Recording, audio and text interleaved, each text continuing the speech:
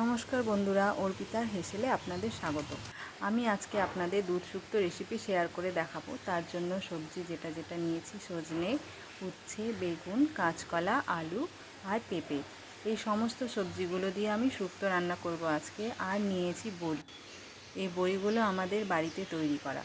তারপর আমি যে সবজিগুলো নিয়েছি সেগুলো আলাদা আলাদাভাবে সুন্দর করে ভেজে তুলে নেব।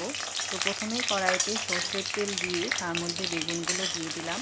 বেগুনগুলো ভেজে তুলে নেওয়ার পর ওই তেলেই পরপর সবজি যেমন সজনে, তারপর পেঁপে, তারপর উচ্ছে, এই সমস্ত সবজিগুলো আমি ভালোভাবে ভেজে ভেজে তুলে এক জায়গায় রেখে দেব।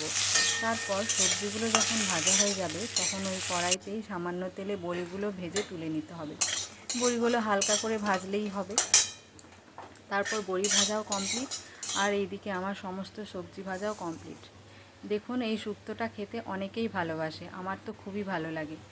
আর এই আলু আর কাঁচকলা এই দুটো আমি আলাদা করে কিছু ভাজলাম না, একসাথে কড়াইতেই ফোড়ন দিয়ে ভেজে নেব। তার জন্য কড়াইয়ে সর্ষের তেল দিয়ে আবারও শুকনো লঙ্কা, পাঁচফোড়ন আর তেজপাতা দিয়ে দিলাম। ফোড়নটা একটু যখনই গন্ধ ছাড়বে তখন তার মধ্যে আলু আর কাঁচকলাটা আমি দিয়ে দেবো। আলু কাঁচকলাটা যেহেতু একই রকম, সেই জন্য ওটা আলাদাভাবে ভাজিনি, আমি এই ফোড়নের মধ্যেই তেলে ভেজে নেব।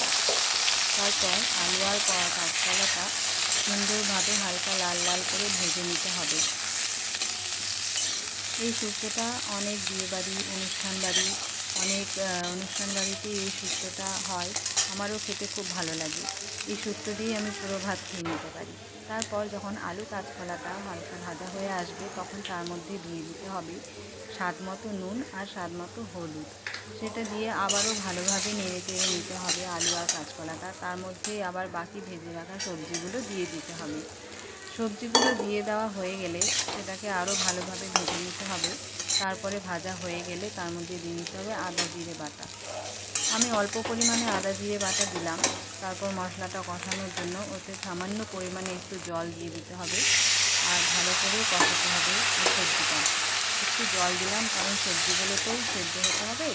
তার জন্য আমি হালকা জল দিয়ে সবজিগুলো নেড়ে চেড়ে এবার আমি একটু থালা দিয়ে ভেজে রেখে দেবো সবজিটা সিদ্ধ হওয়ার পর্যন্ত।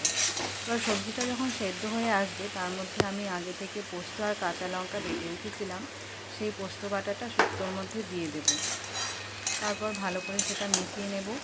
মেশানো হয়ে গেলে তার মধ্যে দিয়ে দিতে হবে দুধ। যেহেতু আমি এটা দুধ শুক্তো করছি, দিয়ে দিতে হবে দুধ। দুধ দিলে শুক্তোটা খেতে খুব সুন্দর লাগে। আর শুক্তো করছি আর যাই করি, একটু তো বাঙালিদের চিনি না হলে রান্নায় চলে না, তাই না? ওই জন্য হালকা চিনি দিয়ে দিলাম টেস্টের জন্য। আর শুক্তোটা নামাবার আগে আমি বড়িগুলো দিয়ে দিলাম। আর দিলাম আর একটা জিনিস, যেটা হচ্ছে ঘিটা দিয়ে লাস্টে নামিয়ে নেব শুক্তোটা। এই শুক্তোটা আপনারা বাড়িতে ট্রাই করে দেখবেন, ভাত দিয়ে খেয়ে দেখবেন, খুবই সুন্দর হয় খেতে। অবশ্যই যদি ভিডিওটি ভালো লাগে অবশ্যই লাইক, কমেন্ট, শেয়ার করে দিবেন। টাটা।